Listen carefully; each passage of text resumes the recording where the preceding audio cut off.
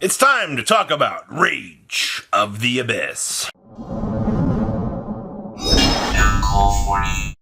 Make sure you guys smash the living crap out of that subscribe button so you guys don't miss out on more Oz content. Yes, we have some very big discussions coming about the top 10s starting later this week that I'll talk about for Rage of the Abyss. We've had about 2 days now to kind of sit down here and gather our thoughts on this set and the fallout that this set sets on the meta, the overall community thoughts for this, community perception. The first thing I want to laugh at is the denial of Fuwar impact on the meta. I have read a lot of comments lately in the last 24 hours from people going, you know, I think Fuwar is a terrible card. I don't understand the impact of this card. As somebody that has played Fuwar, especially in Tenpai, and you know, if your opponent, even if you get like 2 cards off of it, it's still a draw 2. All right, it really impresses me out here that the casual and even the intermediate player is having a hard time grasping the value that Fuwar generates. I can't believe this is a real discussion to be had, that Max C Light is being called a questionable card by the community. I think that there's going to be a very hard lesson to be had here with this once the card does hit that competitive circulation and people, you know, they get Fuwar for the first time and they're going to be like, wow. And then they give their opponent 5-6 cards and set up their end board. They're like, haha, I've done it. And then now your opponent has like 11 cards to blow you out of the game. Like, you're going to learn today. All right. It's going to be a rough time. So that's the I think the most humorous thing I've seen out of the Rage of the Abyss thoughts. Now, that being said, Azamina, oddly enough, so I think the funniest part about the duality of the conversation out here is you've got people looking at, you know, Fuwar is this terrible card. I don't need to spend money on this because I say it's going to be bad, thus it's going to be bad. All right? Sure. But on the flip side of that equation, I've got people out here that aren't even, they're not even like discussing the Azamina cards. Or if they are looking at the Azamina cards, these things are just the most broken thing in Yu-Gi-Oh! History. And I'm sitting here and I'm like, you mean to tell me that a Max C at home that actually is good, actually has competitive application, versus a splash package that can put a single Omni Negate on the field. Draw 5, negate 1. The negate 1 is stronger than the draw 5. What in the hell is going on out here with this community? Like, have we gone back too far? Have we gone too far? Like, forward? Like, do we I'm confused, everybody. I am.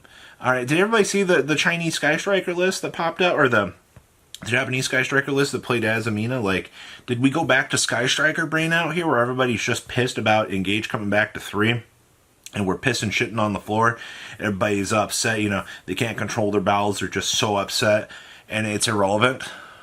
I'm not saying that the Azamina package is irrelevant, but I'm saying we just came from an era of Borreload Savage, Baron de Fleur, you know, all of these Apollosa for 4. But the Azamina stuff out here is just, it's some people are like, this is so strong, even to the extremity I want to quit the game, or to that. It's, realistically, the Azamina stuff is good, but it's not, if you're putting it under or above Fuwar of impact in the game, okay. Sure. Clearly,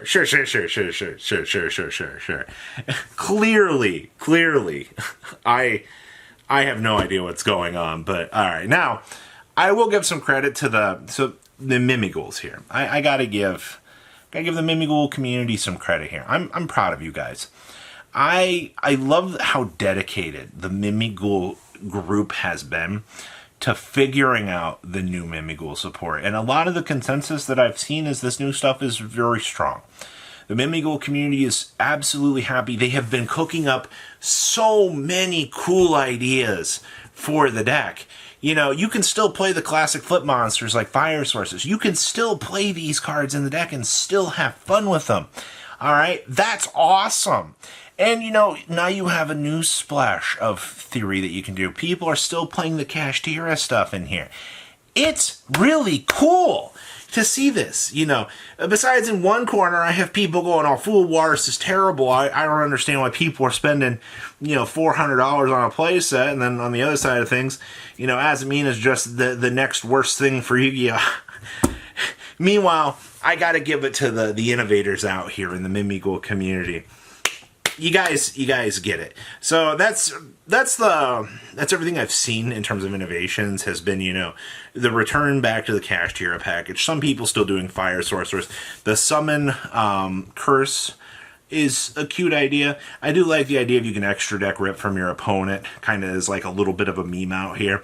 There are some really cool ideas to still be had with this. So those have been the three things that have stuck out to me the most.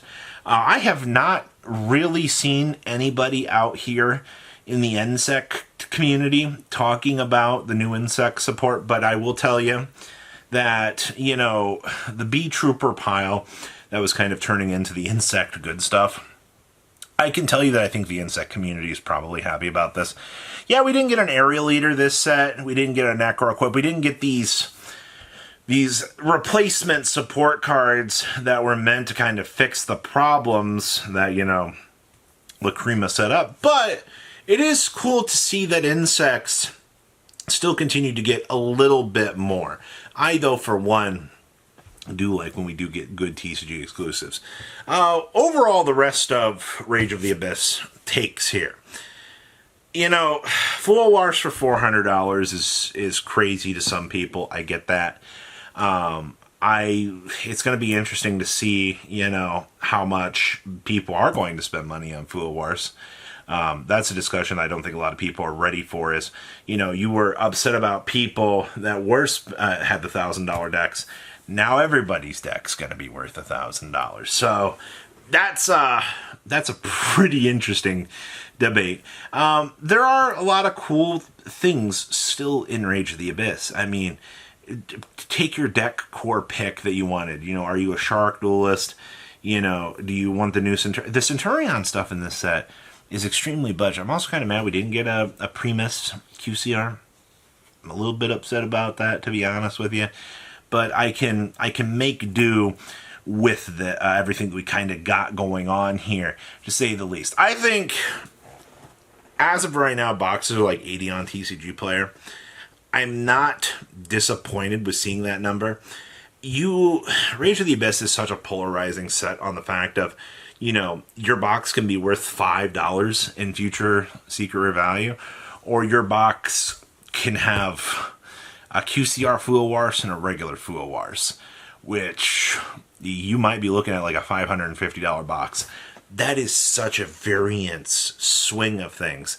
Guys, look at Dragon Master Magia boxes out here from the Terminal Revenge, where that set is hitting that $100+ mark now.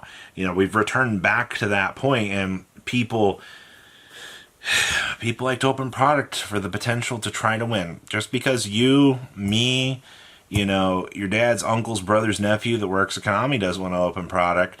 You know, the problem is, though, that people are still willing to do it, and I think that's what's going to put Rage of the Abyss on the map, at least for the next 3 months, is probably one of the craziest sets in the game's history. So, what do I got to tell you? Buckle up, buckaroo. That's what I got to tell you. It is not going to be a pleasant time out here. Nobody's going to have fun with this, and it's going to be an overall hailstorm of damage to come. I really, really, really, really am not looking forward to this. So, what do you guys think? Please leave a comment down below. Tell me what you guys think. And, well, those are some interesting thoughts for Rage of the Abyss.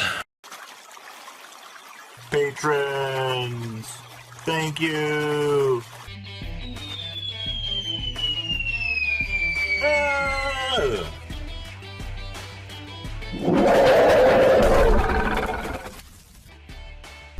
Thank you so much for watching. Check out these other videos.